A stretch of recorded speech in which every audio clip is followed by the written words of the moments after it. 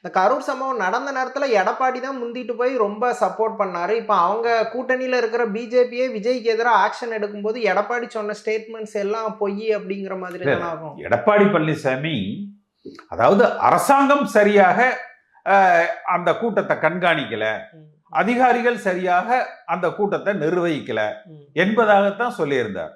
விஜய் மீது எந்த தவறும் இல்லை என்று சொல்லல. அவர் அரசாங்கத்தை குற்றம் சொல்லியிருந்தார். அரசாங்கத்தை அவர் குற்றம் சொல்லியிருந்தாரு. முதல்ல பேசுற பொழுது விஜயும் பொறுப்போடு நடந்து கொண்டிருக்க வேண்டும் என்றுதான் சொன்னாரு. சட்டமன்றத்துல ஒரு தேவைக்கு அதிகமாகவே விஜயை ஆதரித்து அவர் பேசினார். அப்பொழுது அதே விமர்சனத்துக்கு ஆளானது. அடுத்து நான் தான் சொல்றேன் பாருங்க, இதுல பிஜேபி பழி வாங்கிருச்சு, எடப்பாடி பழனிசாமிக்கு ஆதரவா அது மாதிரிலாம் இல்ல. அப்படி இருக்கலாம், இருந்திருந்தா என்னன்னா தள்ளி போட்டிருப்பாங்க. இப்ப நான் சொல்ற இந்த விஷயங்கள்ல விஜய் குற்றமற்றவர், தேவையில்லாமல் அவரை குற்றவாளி ஆக்கிட்டாங்க என்று சொல்ல முடியாது.